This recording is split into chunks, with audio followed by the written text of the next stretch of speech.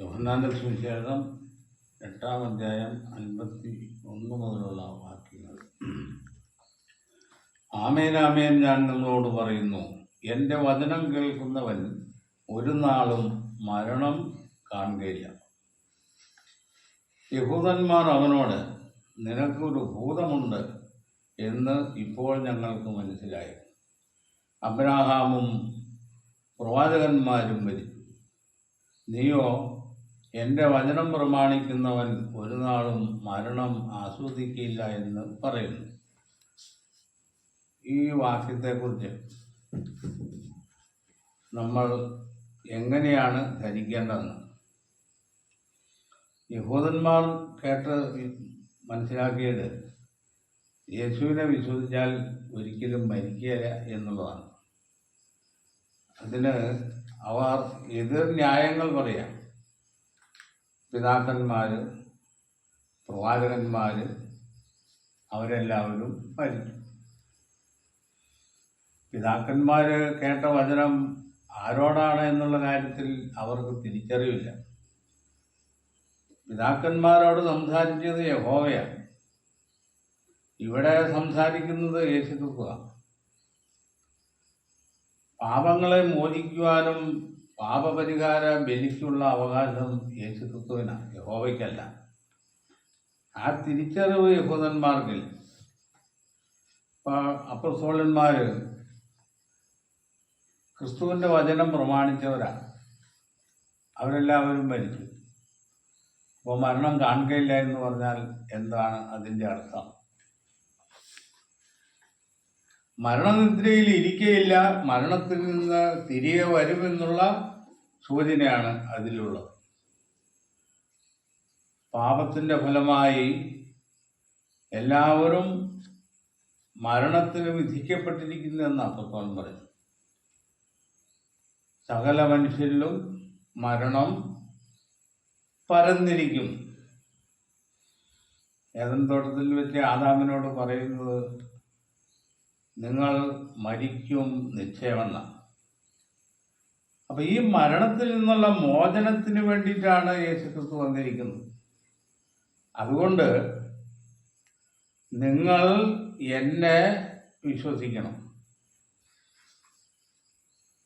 യേശുക്രിസ്തുവിൻ്റെ ബലിയിലുള്ള വിശ്വാസമാണ് മരണത്തിൽ നിന്നുള്ള മോചനത്തിന് ഉള്ള ഏക മാർഗം. അപ്പോൾ അവർക്കത് ഉൾക്കൊള്ളുവാൻ കഴിഞ്ഞില്ല. യേശുക്രിസ്തുവിനെ രക്ഷകനായി സ്വീകരിക്കാനുള്ള മനസ്സ് യഹൂദന്മാർക്ക് ഉണ്ടായില്ല. അപ്പം അവരുടെ ചോദ്യം, ഞങ്ങളുടെ പിതാവായ അബ്രഹാമിനേക്കാൾ നീ വലിയവനോ? അബ്രഹാം മരിച്ചു, പ്രവാചകന്മാരും മരിച്ചു.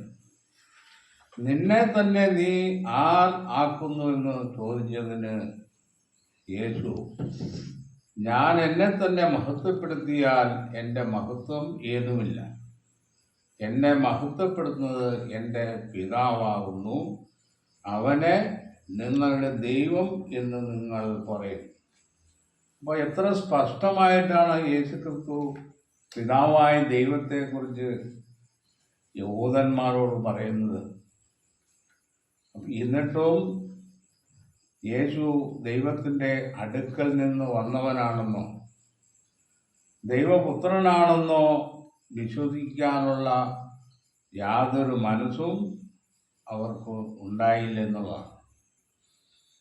അപ്പോൾ ജീവൻ പ്രാപിക്കണമെങ്കിൽ ഏക പ്രമാണം യേശുക്രിസ്തുവിൽ വിശ്വസിക്കുക എന്നുള്ളതാണ്. പിതാവായ ദൈവത്തിൽ വിശ്വസിച്ചാൽ നമുക്ക് നിത്യജീവൻ ലഭിക്കുകയില്ല. അതുകൊണ്ടാണ് ഇവിടെ പറഞ്ഞ അബ്രഹാമും പിതാക്കന്മാരും മരിച്ചുവല്ലോ. അവർ പിതാവായ ദൈവത്തെ വിശ്വസിച്ചവരാണ്. അപ്പോൾ ആ ഒരു തിരിച്ചറിവ് ഇസ്രായേൽ ഉണ്ടായി. കാരണം നിത്യജീവൻ മനുഷ്യർക്ക് ലഭിക്കേണ്ടതിന് ആവശ്യമായിരിക്കുന്ന ബലി അർപ്പിക്കുന്നത് മൽക്കിസദേക്കിൻ്റെ ക്രമപ്രകാരമുള്ള ദൈവത്തിൻ്റെ പുത്രനായ യേശുക്രിസ്തുവാണ് എന്നുള്ള അടിസ്ഥാന തത്വം, അതാണ് നിത്യജീവൻ പ്രാപിക്കുവാൻ ഇടയാകുന്ന നിയമം. അങ്ങനെ ലഭിക്കുന്ന നിത്യജീവൻ അതെന്നേക്കും ലഭിക്കുന്ന ജീവനായി. അതുകൊണ്ടാണ് ഒരു നാളും മരണം ആസ്വദിക്കുകയില്ല എന്ന് പറഞ്ഞു. മരണത്തിൽ ഇരിക്കുക എന്ന് പറഞ്ഞാൽ മരിച്ചുപോയെന്നാണ്. മരണത്തിൽ നിന്നുള്ള മോചനത്തിന് വഴി ഉള്ളതുകൊണ്ട് മരണം ആസ്വദിക്കുകയില്ല എന്ന് പറയും. അപ്പം ഈ തിരിച്ചറിവാണ് നമുക്ക് ഉണ്ടാകാൻ.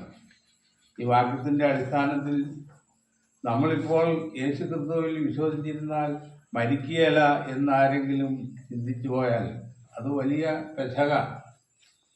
അങ്ങനെ ഇരിക്കാനാണെങ്കിൽ അപ്പസ്തോലന്മാർ ഇന്നും ജീവിച്ചിരിക്കേണ്ടതാണ്. അപ്പം ഇത് മറ്റൊരു അവസരത്തിൽ വരുന്ന വീണ്ടെടുപ്പിനെ കുറിച്ചാണ് കർത്താവ് ഇവിടെ സൂചിപ്പിക്കുന്നത്. 15 വിഷയം അവസാനിപ്പിക്കുന്നു.